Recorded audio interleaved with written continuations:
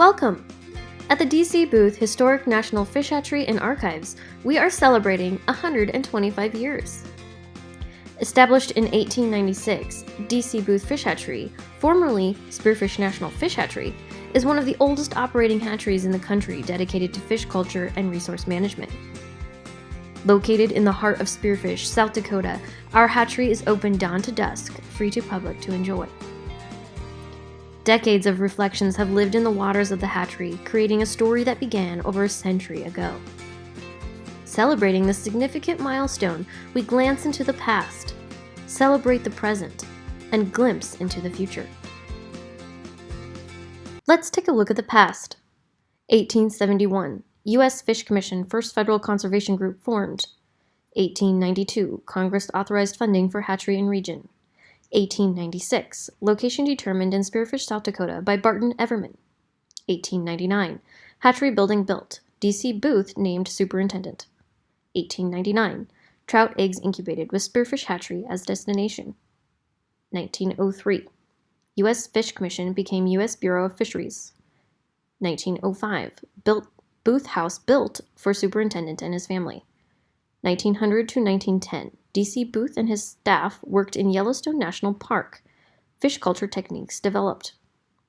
1937, auxiliary hatchery built, now the Snappers Club.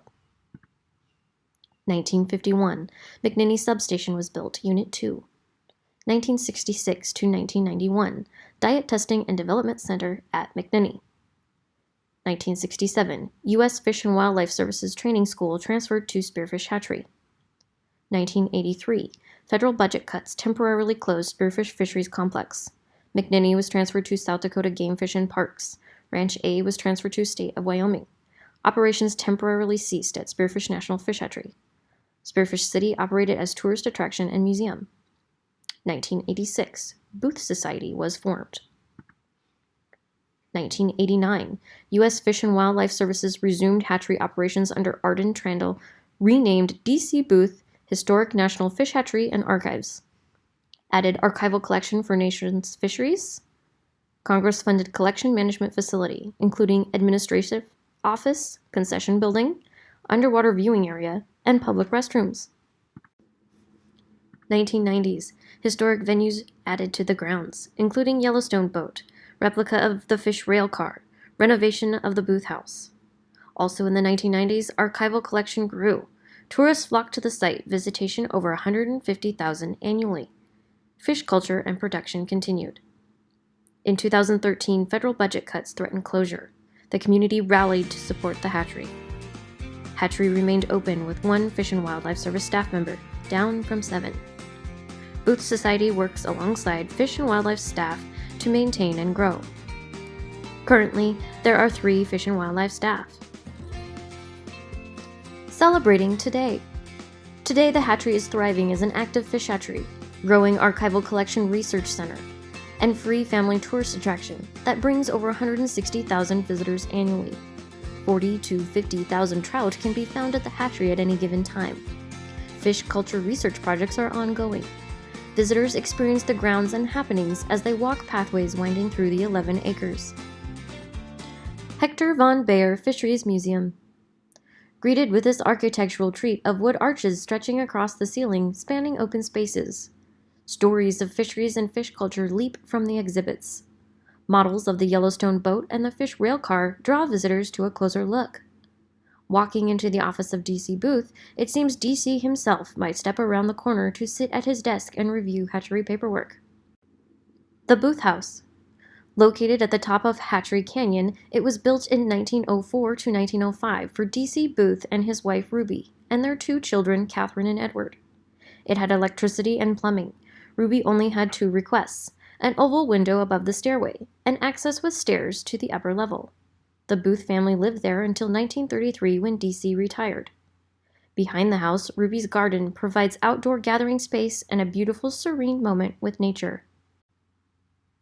The Fish Rail Car. This is the most frequently visited venue on the grounds, with 29,000 visitors annually. It grabs visitors' attention when they notice a train car seemingly stopped in the tracks among the grounds. It shares a story of how fish were transported between 1809 and 1940 across the nation. You will find milk cans and Fairnow pails used to hold fish. There were 5 federal employees, a captain, a cook, and 3 staff. Yellowstone boat. This is the actual boat used in Yellowstone to harvest trout eggs during 1900 to 1910. This wooden Great Lakes-style cabin cruiser tells the story of early hatchery workers who went on expeditions to Yellowstone National Park to collect trout eggs. National Fish and Aquatic Conservation Archives.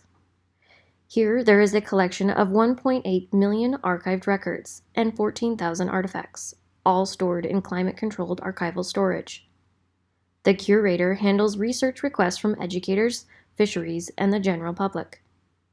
This is located at the Arden Trandall Collection Management Building. Underwater Viewing Area.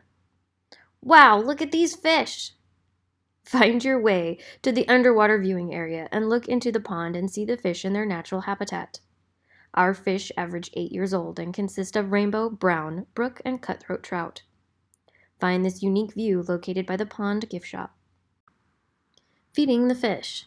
This is a popular, fun, interactive opportunity to feed the fish. Fish can be fed in our ponds and raceways, and fish food can be purchased through dispensaries throughout the grounds or at the pond gift shop. The fish always seem to be hungry, splashing and devouring the fish pellets thrown into the water. Visitors of all ages love to come and feed our fish. A glimpse into the future. The hatchery is rooted in history and anchored in support, and will continue to share stories of waters and trout for years to come. Ideas, vision, and projects are on the horizon, including our 64-acre land acquisition. This land will protect the watershed and water supply of the hatchery, preventing nearby development. There are some tentative plans, including developing trails, providing educational and outdoor activities, and to create public access. Renovation of Von Baer Fisheries Museum. There was an upgrade planned before 2013's closure threat. Through private donations, work is beginning again. The plans will improve security and safety. The floor plan will be designed to showcase storytelling displays and exhibits. Fish and Aquatic Conservation Archives. The collection continues to grow with acquisitions from U.S. and international locations. It is the source for many museum exhibits and displays, and research requests continue to grow. Fish culture research projects. 2 ongoing projects include mountain sucker and brown trout YY studies. Through the years, several commonalities weave the story of the hatchery. This includes community involvement, educational outreach, emphasis on fish culture, willingness to take on new challenges, and supportive friends groups like the Booth Society.